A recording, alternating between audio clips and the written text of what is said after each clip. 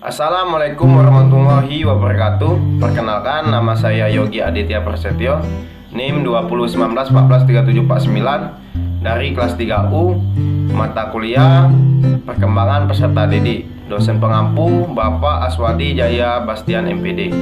Baiklah, saya akan mempresentasikan hasil ringkasan saya dari materi awal sampai akhir. Selamat menonton. Perkembangan peserta didik. Perkembangan peserta didik terjadi seiring dengan ilmu pendidikan yang semakin berkembang dengan teknologi yang begitu canggih, dan menjadikan setiap aspek dalam kehidupan semakin berkembang juga, menjadikan peserta didik dapat memahami berbagai macam hal dengan mudah. Hal-hal yang akan terjadi dan berdampak terhadap pendidikan formal, yaitu 1. Menunjukkan hasil yang belajar yang rendah. 2. Hasil yang dicapai tidak seimbang dengan usaha yang telah dilakukan.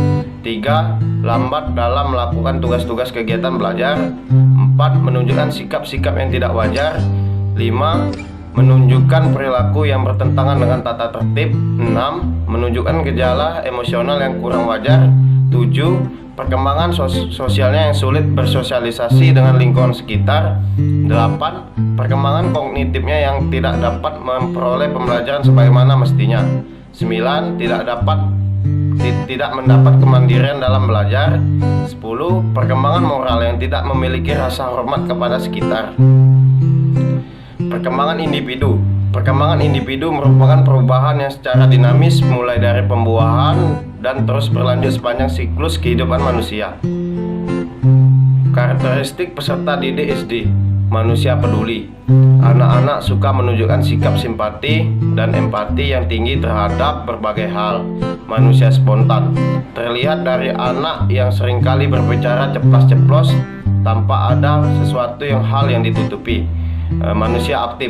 Ketika anak mulai berkembang, biasanya mereka akan melakukan berbagai aktivitas yang ada.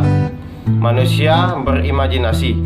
Imajinasi pada anak SD berada pada tahap intensitas paling kuat, sehingga anak tersebut memiliki memorisasi yang paling kuat atau ingatan yang paling banyak. Tahapan perkembangan peserta didik SD. 1. Perkembangan aspek kognitif. Kemampuan kognitif berkaitan dengan kemampuan berpikir, mencakup kemampuan intelektual mulai dari kemampuan mengingat sampai dengan kemampuan memecahkan masalah. 2. Perkembangan aspek afektif. Kemampuan afektif berhubungan dengan perasaan, emosi, sistem nilai, dan sikap hati yang menunjukkan penerimaan atau penolakan terhadap sesuatu. Karena emosi cenderung kurang menyenangkan, maka dalam periode ini meningginya emosi menjadi ketidakseimbangan, yaitu saat dimana anak sulit dihadapi. Perkembangan psikomotorik. Perkembangan psikomotorik berkaitan dengan keterampilan motorik yang berhubungan dengan anggota tubuh atau tindakan yang memerlukan koordinasi antara syaraf dan otak. Perkembangan psikomotorik peserta didik SD memiliki kekhususan antara lain ditandai perubahan-perubahan ukuran tubuh dan proporsi tubuh. 10 strategi pembelajaran yang dipakai di SD, yaitu ada 10. 1. Belajar sambil bermain game supaya menciptakan suasana yang tidak menegangkan dan semangat dalam belajar. 2. Memahami karakter dan memberi perhatian terhadap peserta didik. 3. Menjadi guru yang unik, baik dan tegas untuk mendidik peserta didik. 4. Tidak membeda-bedakan peserta didik satu sama lainnya supaya tidak menimbulkan rasa cemburu kepada peserta didik. 5. Menggunakan alat peraga agar pada saat proses pembelajaran peserta didik tidak merasa bosan. 6. Menjadi guru yang berbicara dengan baik dan menarik kepada peserta didik dalam belajar supaya membuat peserta didik tidak merasa takut. 7. Menanamkan sikap disiplin dan tanggung jawab kepada peserta didik. 8. Memasukkan misteri dalam pembelajaran supaya rasa ingin tahu peserta didik semakin besar. 9.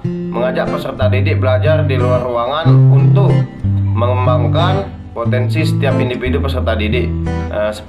Yang terakhir, menghubungkan materi pembelajaran dengan kehidupan sehari-hari untuk membuat siswa menemukan kolerasi dan ilmu yang mereka pelajari di sekolah dengan di dunia nyata. Variasi individual peserta didik. Peserta didik adalah individu yang memiliki sejumlah karakteristik, yaitu 1. Memiliki potensi dan psikis yang khas sehingga ia merupakan insan yang unik. 2. Individu yang sedang berkembang. 3. Membutuhkan bimbingan individual dan perlakuan manusiawi. 4. Memiliki kemampuan untuk mandiri. Teori-teori psikologi tentang hakikat peserta didik yaitu ada 4. 1. Pandangan psikodinamika. 2. Pandangan behavioristik. 3. Pandangan humanistik. 4. Pandangan psikologi transpersonal. Macam-macam perbedaan individual peserta didik. 1. Perbedaan fisik motorik. 2. Perbedaan inteligensi. 3. Perbedaan kecakapan bahasa. 4. Perbedaan psikologis.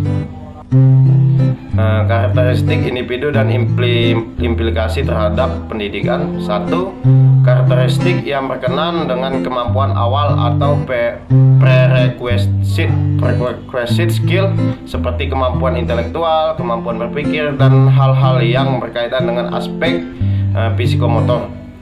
2. Karakteristik yang berhubungan latar belakang dan status sosial kultural. 3. Karakteristik yang berkenan dengan perbedaan kepribadian seperti sikap, perasaan, minat, dan lain-lain. Upaya peningkatan mutu pendidikan. Menurut Ridwan Abdullah Sani tahun 2013, perbaikan mutu seharusnya dilakukan dalam upaya memenuhi kebutuhan peserta didik untuk hidup di masyarakat pada era persaingan dengan bangsa asing yang mulai merambah ke Indonesia. Karakteristik perkembangan siswa SD. 1. Aspek jasmania. Peserta didik SD telah memiliki kematangan sehingga mampu mengontrol tubuh dan keseimbangannya.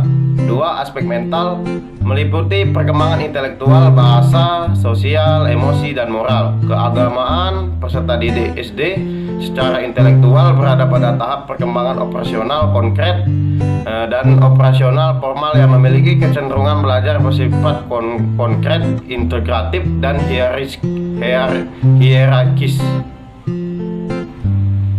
Kebijakan pembelajaran tematik terpadu untuk SD dalam kurikulum 2013. Kebijakan bahwa kegiatan pembelajaran di SD harus menggunakan pendekatan pembelajaran tematik terpadu. Ini didasarkan pada peraturan pemerintah nomor 32 tahun 2013 pasal 19 ayat 1. Kemudian secara lebih spesifik diatur dalam Permendikbud RI nomor 67 tahun 2013 tentang kerangka dasar dan struktur kurikulum sekolah dasar atau madrasah ibtidaiyah.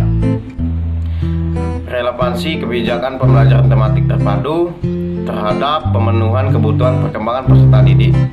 Relevansi tersebut tampak dari pemanduan berbagai mata pelajaran dengan suatu tema yang aktual dan dekat dengan kehidupan peserta didik. Kemudian model pembelajaran melalui pengalaman langsung yang dikembangkan dalam pendekatan pembelajaran tematik terpadu menjadikan pembelajaran lebih efektif dan lebih bermakna bagi peserta didik. Baiklah, itulah hasil dari presentasi saya. Lebih kurang saya mohon maaf, pada Tuhan saya mohon ampun. Wabillahi taufiq wal hidayah. Wassalamualaikum warahmatullahi wabarakatuh.